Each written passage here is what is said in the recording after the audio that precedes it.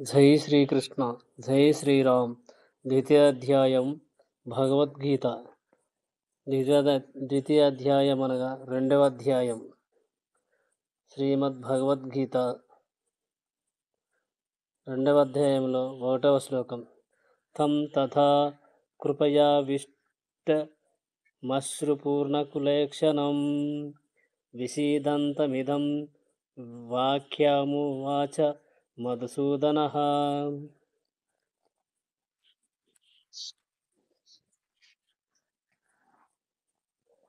సంజయుడు ఇట్లు పలికెను. చింతాక్రాంతుడైన కనులయందు అశ్రువులను దాల్చి శ్రీకృష్ణార్జునుడైనట్టి అర్జునుని గాంచిన మధుసూదనుడు శ్రీకృష్ణుడు ఈ క్రింది వాక్యములను పలికెను. విషయపూర్ణమైన జాలి, చింత, కన్నీరు అనునవి ఆత్మజ్ఞానరాహిత్యమునకు చిహ్నములై యున్నవి. నిత్యమైన ఆత్మ కొరకు చూపెడి జాలియే వాస్తవమునకు ఆత్మానుభవము. ఈ శ్లోకమున మధుసూదన అను పదమునకు విశేష ప్రాధాన్యము కలదు. మధుసూదన దానవుని సంహరించిన శ్రీకృష్ణుడు ఇప్పుడు కర్తవ్య నిర్వహణలో అవరోధము కలిగించిన తన అపార్థమును దానవుని సంహరింపవలెనని అర్జునుడు కోరెను. జాలినెచ్చట చూపవలెనో ఎవరును ఎరుగురు. నీటిలో మునుగువాని దుస్తులపై జాలి చూపట మూర్ఖత్వమే కాగలదు. బాహ్యవస్త్రమును స్థూలమైన భౌతిక దేహము రక్షించుట ద్వారా అజ్ఞాన సాగరమున బడినవాడు ఎన్నడను రక్షింపబడడు. ఈ విషయము నెరుగక బాహ్యవస్త్రము వంటి దేహము కొరకే చింతించువాడు శూద్రుడు. అతడు నిష్కారణముగా చింతించువాడు అని పిలువబడెను. అర్జునుడు క్షత్రియుడైనందున అట్టి నైజము అతనికి తగియుండలేదు. అయినను అజ్ఞాని అయినను వాని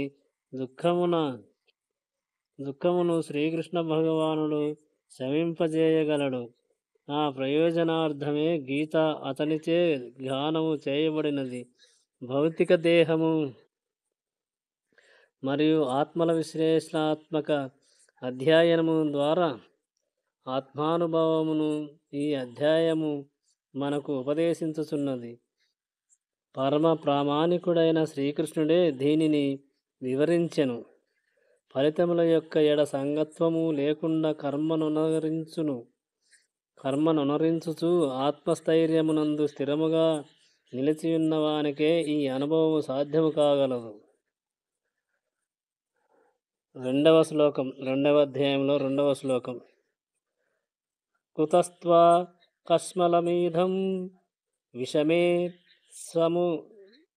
సముపస్థితం అనార్యాజుష్టమస్వర్గ్యమకీర్తకరమర్జున.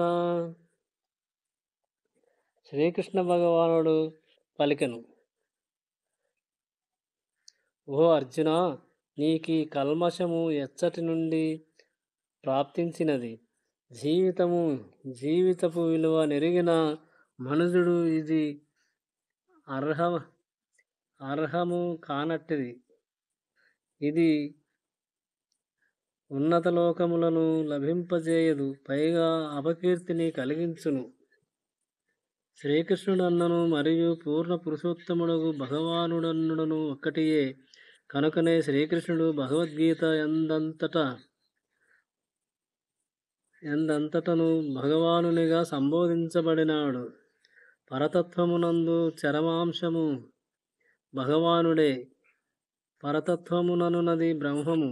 సర్వత్రా వ్యాపించియుండేడి నిరాకారతత్వం పరమాత్మ. సమస్త జీవరాశులయందు నిలిచియుండేడి పరమపురుషుని రూపు భగవానుడు. దేవదేవుడైన శ్రీకృష్ణుడు అనేడి 3 దశలలో అనుభూతమైగుచున్నది.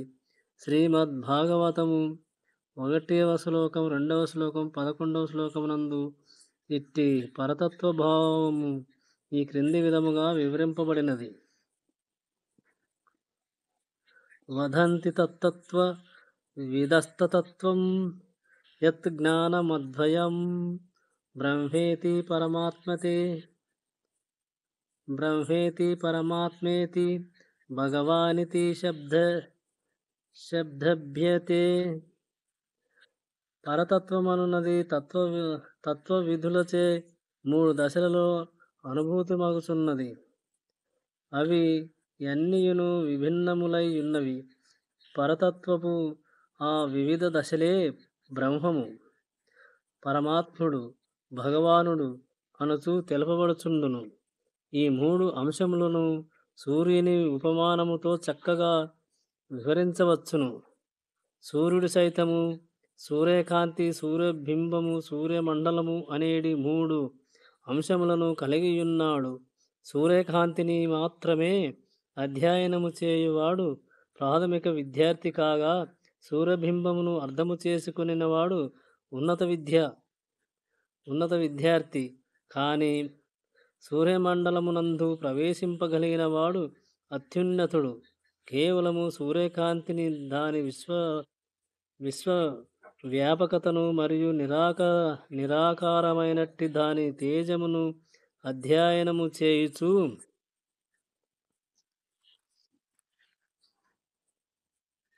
సంతృప్తి చెందేడి సాధారణ విద్యార్థులతో పరతత్వం బ్రహ్మానుభవమును బడిసిన వారిని పోల్చవచ్చును. మరింత పురోగమించిన విద్యార్థి సూర్యబింబము నెరుగగలడు. అట్టి సూర్యబింబముతో పరతత్వపు పరమాత్మ జ్ఞానమును పోల్చబడినది. ఇక సూర్యమండలములోనికే ప్రవేశింపగలిగిన వానితో పరతత్వపు రూపలక్షణములను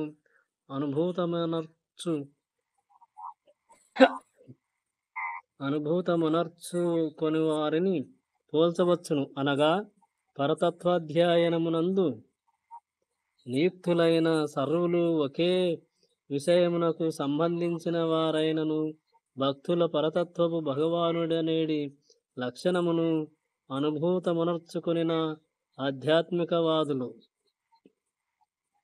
ఉత్తమోత్తములై ఉన్నారు.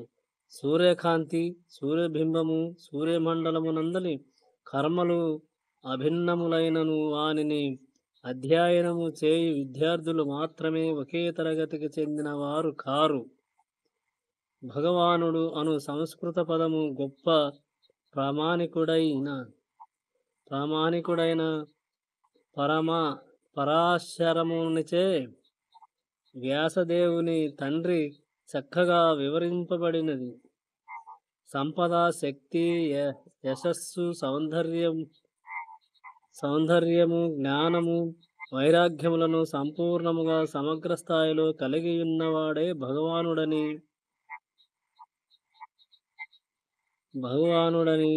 పిలువబడెను. ధనవంతులు, శక్తివంతులు, అందమైన వారు, యశోవంతులు, జ్ఞానవంతులు, వైరాగ్యవంతులు పలువురున్నారు. తామే సర్వసంపదలను, శక్తిని కలిగి ఉన్నామని ఎవ్వరును చెప్పుకొనలేరు. పూర్ణ పురుషోత్తముడు భగవానుడు అయినందున శ్రీకృష్ణుడు మాత్రమే ఆ విధముగా పలుకుటకు అర్హుడై ఉన్నాడు. ఏ జీవుడును శ్రీకృష్ణుడు కలిగియున్నంతగా సంపూర్ణ ఐశ్వర్యములను కలిగియుండలేడు. బ్రహ్మ, శివుడు లేదా నారాయణుడు సైతము కృష్ణునితో సమముగా విభూతులను కలిగి లేరు. కనుకనే బ్రహ్మ సంహిత యందు బ్రహ్మదేవుడు శ్రీకృష్ణుని దేవదేవునిగా నిర్ధారించి ఉన్నాడు. అతనికి సములు గాని అధికులు గాని లేరు. అతడే ఆదిదేవుడు, సర్వకారణములకు కారణుడు, గోవిందునిగా తెలియబడు భగవానుడు.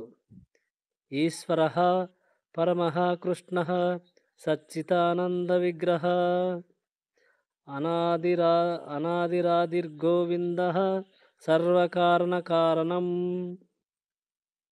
భగవానుని లక్షణములను పలువురు కలిగి ఉండవచ్చును, కానీ తనను అతిశయించినవాడు వేరొక్కడు లేనందున శ్రీకృష్ణుడు పరమ పురుషుడై ఉన్నాడు. అతడు సచ్చిదానంద విగ్రహుడు. ఆదిదేవుడైన ఆ గోవిందుడే సర్వకారణములకు కారణమై ఉన్నాడు. బ్రహ్మ సంహిత 5:1 వచనములో శ్రీమద్భాగవతమునందు పరమపురుషుడు ధరించిన అవతారముల జాబితా వసగబడినది, కానీ శ్రీకృష్ణుడు మాత్రం ఆదియగు భగవానునిగా వర్ణింపబడినాడు. అతని నుండియే అనేకానేక అవతారములు మరియు రూపములు విస్తరించును. యతేచ్ఛాంశః పుంసః కృష్ణస్తు భగవాన్ స్వయం. ఇంద్రారివ్యాకులం లోకం మృడయుంతి యుగే యుగే. ఇచ్చట తెలుపబడిన ఆదిదేవుని అవతారములన్నీయును అతని అంశావతారములు లేదా కళావతారములై ఉన్నవి, కానీ శ్రీకృష్ణుడు మాత్రం స్వయము భగవానుడై ఉన్నాడు. భాగవతం 1వ శ్లోకం 1వ శ్లోకం 3వ శ్లోకం 28వ శ్లోకం. కావుననే శ్రీకృష్ణుడు ఆది అయిన పూర్ణ పురుషోత్తముడగు మరియు పరతత్వమును పరమాత్మనకు మరియు నిరాకార బ్రహ్మమునకు మూలము అయి ఉన్నాడు. దేవదేవుని సన్నిధి యందు బంధువుల కొరకు అర్జునుడు దుఃఖించుట నిక్కముగా అనుచితమై ఉన్నది. కనుకనే శ్రీకృష్ణుడు కుతః ఎచ్చట నుండి అను పదముతో తన ఆశ్చర్యమును వ్యక్తము చేసెను. అట్టి కల్మషము ఆర్యులుగా తెలుపబడు నాగరిక మనుజుల నుండి ఎన్నడను ఊహింపలేనట్టిది. జీవితపు విలువ నెరిగి ఆధ్యాత్మికానుభవముపై ఆధారపడిన నాగరికతనే కలిగియుండు మనుజుడు ఆర్యులు అనేడి పదము సంబంధించినదై ఉన్నది. భౌతిక భావననే కలిగిన వారు పరతత్వపు విష్ణువు లేదా భగవానుడు అనుభవమే జీవిత లక్ష్యమని ఎరుగక భౌతిక జగత్తు యొక్క బాహ్య లక్షణములచే ఆకర్షితులగుదురు. తత్కారణమున ముక్తి ఎననేమో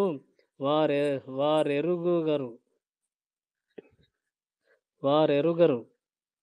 భౌతిక బంధము నుండి ముక్తిని గూర్చిన జ్ఞానం లేనివారు అనార్యులని పిలువబడుదురు. అర్జునుడు క్షత్రియుడైనప్పటికీ యుద్ధము చేయ నిరాకరించుట ద్వారా విద్యుక్త ధర్మముల నుండి తొలగుతున్నాడు. అట్టి పిరికి కార్యము అనార్యులకు ఉచితమైనదిగా వర్ణింపబడినది. విద్యుక్త ధర్మము నుండి అట్టి అతిక్రమణ మనుజునికి ఆధ్యాత్మిక జీవన పురోగతి యందు సహాయమును గాని ఈ ప్రపంచమున యశోవంతుడగుటకు అవకాశమును గాని ఒసగదు.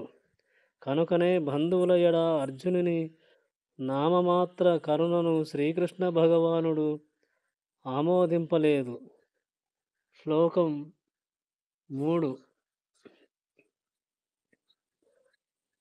క్లైభ్యం మాస్మగమః పార్థనైతత్వయుపపతధ్యతే క్షుద్రం హృదయ దౌర్బల్యం త్యక్తోత్తిష్ట పరంతప.